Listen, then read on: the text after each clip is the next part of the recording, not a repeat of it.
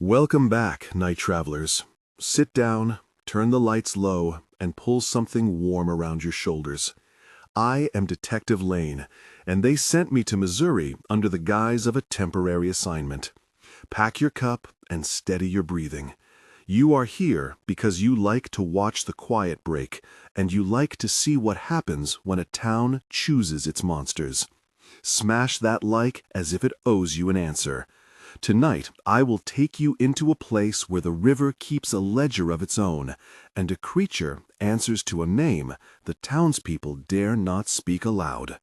Relax and ready yourself. We will go piece by piece through footprints and confessions, and when we are done, you will feel as if you have held one small, terrible truth in your palms and watched it burn. They called it an emergency and gave me a motel 2 miles outside of town. The order came down on a Tuesday, marked urgent, from a county that prefers its crises as quiet as possible. I packed light and left earlier than normal, the city shrinking behind me and the highway opening like a throat. In the office, the morning before, I had watched my supervisor make the file look routine. He said the right things and slid the folder across the table with the same mechanical politeness that people use when they hand you a divorce form. 5 missing in as many months, the report said. A pattern along the riverbank near the levee. Locals had called something in, but could not explain it. Strings of previous small crimes, each one a thread in a cloth that did not make sense until someone tugged. I felt that tug the moment I read their names. People are not statistics. They are dinner plates left at the table, coats hanging unused, radios that still stand tuned to dead stations. I drove until the map went from county to welcome, and then to a letterboard with the town name and a few missing letters where the paint had peeled. When a place is old enough, its signs start to sound tired. The motel smelled of coffee and sawdust. The clerk was polite, but his eyes were tired in the way of people who have learned to ignore things that do not get them paid. I had been briefed in the abstract. Now I had specifics. The sheriff, Cole, met me at the station with a set of photos and a face that had been rewritten by long nights. He said, "I will be honest with you, Lane," and that was more than most would. He had evidence in his hands and reluctance in his voice. He said the missings were not all the same type of person, which made motive murky. He said the prints at 2 scenes were neither human nor deer, and he said that the townspeople kept talking about a dog that stood like a monster. A man. The word Dogman reached my ears like a joke spoken into a serious room. I kept my tone even and my pen moving. Civilian accounts for the coroner and the forensics team meant anecdote and noise, but patterns gather no matter how people try to scatter them. A levee sits between river and town. It is a seam. Things leak across it. It collects secrets like mud collects seed. I marked points on my map with red ink. When you are trained to read patterns, you begin to see them in the places most people consider mere geography. My first night, I walked the main street. The diner had half its neon out, and the air smelled of fried oil and winter smoke.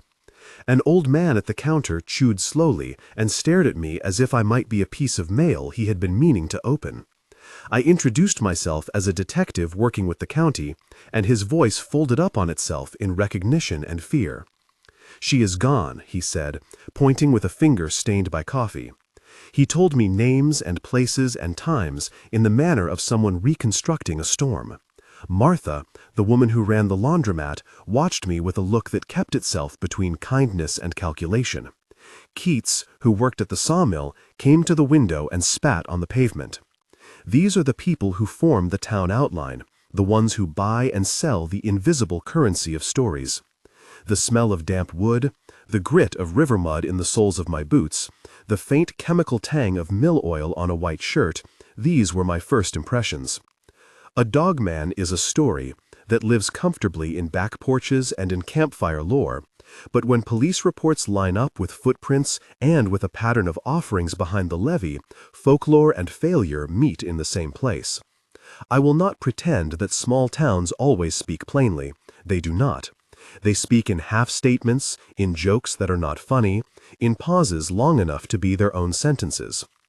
Over the next days, I sat with enough locals to fill a small roster of trusted lies. I spoke with Sheriff Cole in his office on a rainy afternoon. He poured coffee without sugar and slid a photograph across the desk. "This came from behind the mill," he said, "not ours." I asked him about patrol schedules. He told me he had cut overnight patrols in favor of daylight presence, because budgets matter. We could not afford to keep men up, he said, and then things started to go missing at night. He stared at the map as if the lines were blame. "Why tell me now?" I asked. "Because I am tired," he said simply, "because I saw it." He said it like a confession. We went over the chain of custody for the prints and the camera footage that had been corrupted by water. He kept saying corrupted as if the camera itself were ashamed. When I asked about the town meeting that had occurred the week before, his fingers tightened on his mug. "People talk, then they stop," he said, "and when people stop, something fills the gap." That remark would echo in my head on nights when the town seemed to be breathing in time with the river. The personalities I sat with became part of the case record as much as any photograph. Reverend Ames is a gaunt man who wears his pulpit like a shield. He greeted me with a Bible in one hand and the other hand pressed to his coat as if keeping something inside. At the church hall he said, "We have always kept lights burning for the travelers." He told me of a ritual of leaving scraps for something in exchange for safe passage. Fatherly words drifted through the room like dust motes. Hank, the mill foreman, told me his crew saw strange tracks by the outbuilding, and that machines had refused to start, as if something displeased with noise had put itself around their work. Nora, the diner waitress, said her dog would not go near the levee anymore. Tommy, a teenager with a thin chin, dared me to go look behind the old spillway and declared he would film it and become famous. Mayor Ellison was measured and careful, and yet when I asked about past incidents, his mouth twisted in ways that suggested he had practiced saying less. Dr. Patel, the county coroner, supplied technical language in a voice that betrayed two things: grief and a hunger for precision. He showed me photographs of a victim that had been partially consumed and explained bluntly the limitations of identification when tissue is gone. "We catalogued what remained," he said. "We took hair, we took bone fragments, we preserved evidence in sealed bags and logged it into the chain of custody." He said the words as if reading from a manual. "If you do not explain the procedure, you invite suspicion." He explained how a swab is taken, how samples are labeled, how the chain of custody is maintained to keep evidence admissible. I wrote it down. The technicalities are never glamorous, but they matter. The procedure notes were short and precise. The chain of custody is a paper trail that speaks for the dead. We packed samples, sealed them, and drove them to the lab. Each envelope had a number. Each number had a record. That record had to survive the town. Listen here. If what you have heard so far makes you bristle, pause and tell me something. I want to hear your gut. If you were living in that town and you found out one of your neighbors had been taken, what would you do? Start your comment with, "I would leave" if you think the best course is to get out, or start it, "I would stay" if you believe you would fight from inside. Your answers matter. They form a map of how people react when given the choice between survival and complicity. Your answers will guide us through similar cases. After you post, keep watching. The next detail will make you choose. The interviews blurred into patrols and stakeouts. I made deliberate moves that read like chess. I drove the levied roads in the smoky hours before dawn. I followed a trail of flattened reeds, oil slick at the river edge, a line of broken fence posts that marked where something had dragged itself through a boundary that people thought fixed. There was a smell, a layered smell of wet fur and iron and old smoke and something sweet that could have been rotting fruit or something chemically preserved. I found a pair of gloves stuck on a fence post, blue cotton, one size fits none. I bagged them, labeled them, took photographs, and logged them in the evidence book with date, time, and GPS coordinates. The technical entry read like this in my head, though I wrote more plainly in the field notebook. Catalog, gloves, number 12, photograph, set A, GPS coordinates logged, stored in evidence locker under seal. That is how you preserve a moment from being eaten by rumor. The levee road was a ribbon of gravel that crunched under my boots and carried a sound like small bones being read over one by one. At night, the river muttered against its banks. The reed beds ticked. A truck passed far off, and the sound was like a vein pulsing in the earth. I photographed footprints. They were elongated with a forward curl and claws that had pressed clean grooves into mud like the teeth of a comb. I sent the images to the lab. The lab came back with, inconclusive, then with, not canine, not equine, not man. The language of forensics is careful because the consequences of misstatement are lives. One of my important scenes was with Martha at the laundromat. We had a scene of interrogation that became a confessional. The conversation started with pleasantries and slid into the real. "You know why they come," she said. She folded towels with slow hands. "We always fed him scraps when the mill was loud." "Who is him?" I asked. "You know who," she said. "The one that walks like a man when night comes. We hear him by the levee." There were 10 to 12 exchanges. She said, "It was never about hunting. It was about paying a price." I asked how long this had gone on. She said, "Longer than any of us care to count. My father left his mark in the ledger. He gave once, and the flood did not take his house that year." I asked, "Was it only food?" She laughed a small, bitter laugh and said, "No, sometimes a farm animal, sometimes something people did not like. But it kept us quiet." I asked if she had been afraid. Her hands stilled. "Of course I was afraid. But who do you tell when your own roof is on the line?" She looked me in the eye. "Is it worse to give or to take?" We traded questions in that small room while a coin-operated dryer droned and socks tumbled in a glass drum. The evidence from her account would later tie into tracks and to the pattern of offerings found near the old spillway. The dialogue was not dramatic. It was ordinary, and ordinary admissions linger longer than confessions screamed from a witness stand.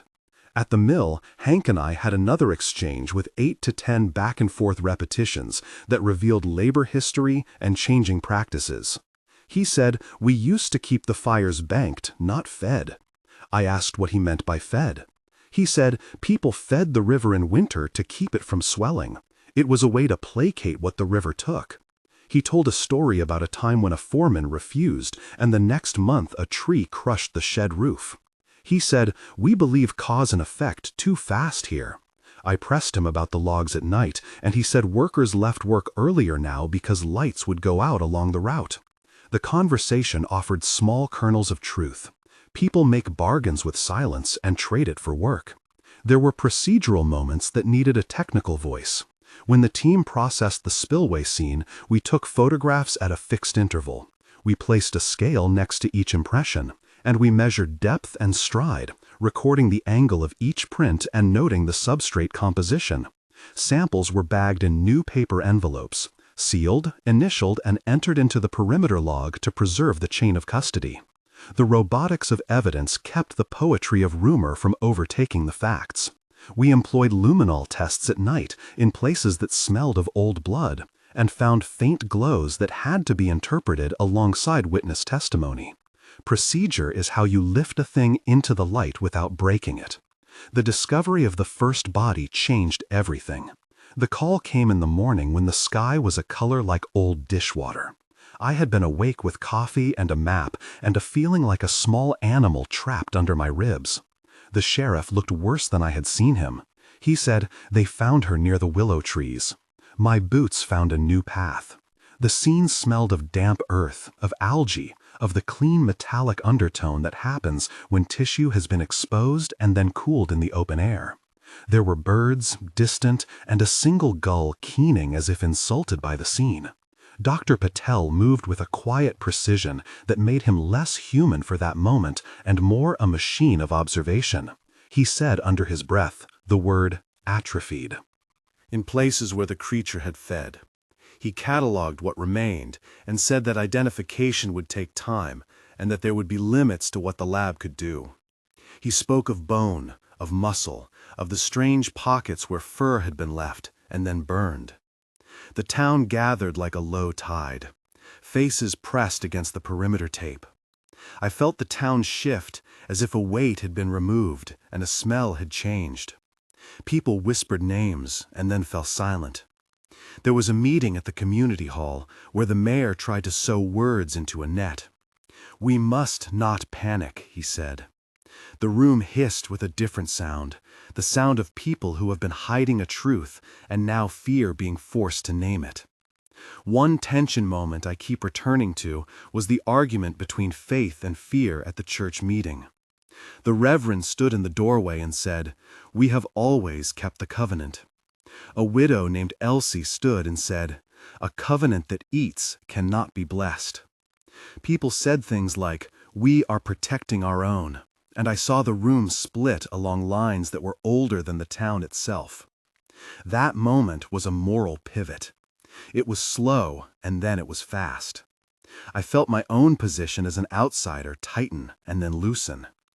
The decision to either prosecute or to present the evidence and let the wheels of law turn would not be simple in a place that had fed a monster to keep a season safe. The night I first saw it, I thought the world had stopped breathing. We were on a stakeout near the spillway. The reeds leaned like thin people asleep. The air was a cool and wet thing that found the seams of my jacket and filled them. I had a camera and a pair of binoculars and a deputy named Keats who kept scratching at a cigarette he wouldn't light. We were quiet because noise is a currency you cannot spend in those hours. Then we heard it, a sound that was not wholly animal and not wholly human. It moved like someone walking with the wrong rhythm, a gait that put its weight forward on long legs and then twisted as if to test the balance of each step. There were eyes that reflected a light like glass polished by soot, and they sat above an elongated muzzle. Its fur was dark and matted and smelled of river rot and old wood smoke. It tilted its head as if listening for a name. Keats whispered, "Jesus." I could feel the air around the creature doing something to the town itself, like pulling a thread. The sheriff moved to intercept, and for a moment everything was bright and manageable. Then the sheriff was on the ground. He had been close enough to reach, and the creature had been close enough to reach back. The sound that followed was not cinematic. It was brief and private and devastating. The deputy who was with me collapsed into the dirt and began to cry in a way that seemed more physical than despair. I ran. I did not run because courage left me, but because every muscle knew you have only one shot at getting out with your life. The vision of the creature was long and terrible. Its eyes were deep with a cunning that signaled not mere animal hunger, but a sentience that had learned to negotiate. Its size was monstrous, and its hands bent in surprising ways, like a human hand too long and tipped with curved claws. When it moved, there was a smell of ash and leather and the faintest sweetness like the scent left by putrid preserves. It had a voice not meant for speech, but it could utter a sound that mimicked laughter, and that sound made my teeth ache. There were 3 moments of tension that poured over me then. The first was the realization that the sheriff had been wrong to assume he could control what he did not understand. The second was the deputy's decision to flee, and then to turn back and offer his hand to an armored man who had been injured. The third was my own calculation, as I watched the creature step into the reeds and vanish like a thought into water. Those moments layered like film negatives. We planned a confrontation that was as much about cutting the town off from its habit as it was about killing a thing. The plan required names and hands, and not everyone who agreed at the meeting was willing to get muddy. We recruited Hank, a few of his men, Keats, though he still shook, Nora, who had a soft face but a steady hand, and a man named Sam who ran the salvage yard and who claimed a hatred for the thing that had taken his sister years ago. We marked the spots where the town had left gifts, and we set traps that were not meant to catch the creature, but to cut its course and burn what it relied on. The strategy was twofold. First, interrupt supply, remove the sustenance. Second, expose the creature to fire where it could not hide. The moral argument was that if a town feeds a monster, then a town must also remove its food. That argument sits heavy in the mouth. We moved at dusk. The smoky smell of controlled fire met our nostrils, bacon and wet wood, and the sterile tang of lighter fluid. We spoke in low sentences that were mostly instruction. "Hold this line," I said. "Set the burn here. Do not leave space between piles." Hank nodded and spat. "We will do it right," he said. Nora kept a small tin of salt in her pocket, and Daly, the salvage man, carried a length of chain like a scepter. The creature came, as if to collect, as something summoned by hunger and by habit. The first contact was violent and immediate. Keats took a blow that should have killed a man. He did not die. He gripped a post and vomited mud. Sam swung a welding torch and hit a mass that sagged like wet leather. The fight was ugly and loud, and at one point, the creature let out a sound that I can only describe as a throat being run over by stones. We did not have heroics. We had elbow grease and plan and the desperate faith of people who realized they had been feeding a problem. When the creature finally fell, it did not collapse gracefully. It fell with the awkward geometry of something that had stolen movement from many species. We wrapped it and then we burned it. The flames took quickly because the hide had been treated in years of river water and old oils. The smoke rose and the town looked as if exhalation had been forced through the sky. People watched from their porches like mourners looking at a funeral pyre.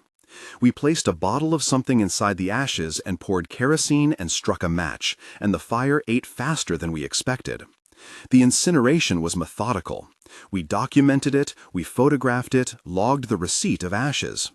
There was a ritual quality to it and a lawfulness that comforted some and appalled others. A procedure note here. After collection of remains, we followed strict protocol for incineration.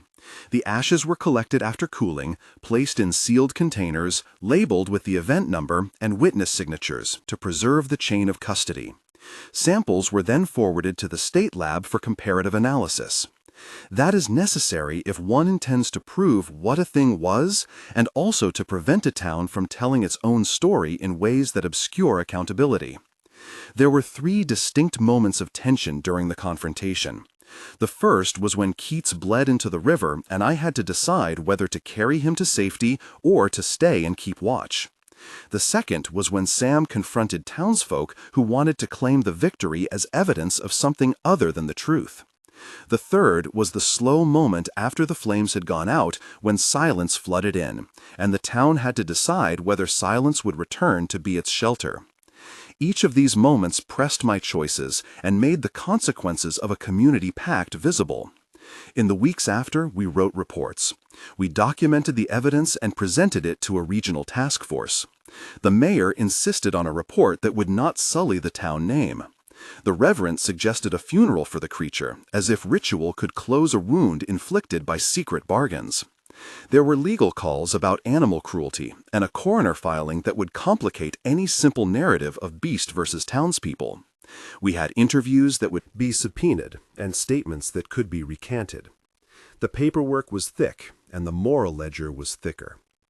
We filed an official incident report, the kind that the county records with a narrative and attachments and a chain of custody sheet. The report would be read coldly by others who did not live with the river. It would mention perimeter checks, sample numbers, lab results, witness statements, and the incidence of offerings found. We made sure to catalog the presence of ritual objects, the ledger scratches found in an old mill book that documented tribute, the note in the mayoral safe that asked for quiet funds, and the reverend's ledger that made mention of an agreement implicit and old. 1 month after the fire, the town swept away the ash and painted over the marks, as if color could blot remembrance. People walked with eyes a little too open. There was a certain brusque industriousness to their steps as they reclaimed their lives. Some families put flowers by the river at dusk. A widow named Elsie kept a vigil for reasons that were more guilt than grief. The sheriff returned to duty, but with a tenderness in his movements that suggested repair. Some people said the town had been saved. Others said we had only delayed a thing that could regrow from the embers. The levee itself needed repair, and there were meetings about increased patrols and whether the town would invest in better lighting. Money, though, is a stubborn limit, and promises often dry on contact with bank ledgers. 3 months later, the county court held a hearing and some old documents were unsealed. A ledger was produced from a safe deposit box. Names, dates, and small amounts of money had been exchanged over decades. The press wrote cautious pieces about ritual practices and about how communities sometimes develop compacts to survive hard winters. There were editors who asked whether the creature had been real or only a symptom of collective guilt. The coroner's lab forwarded a report that suggested DNA traces inconsistent with known species.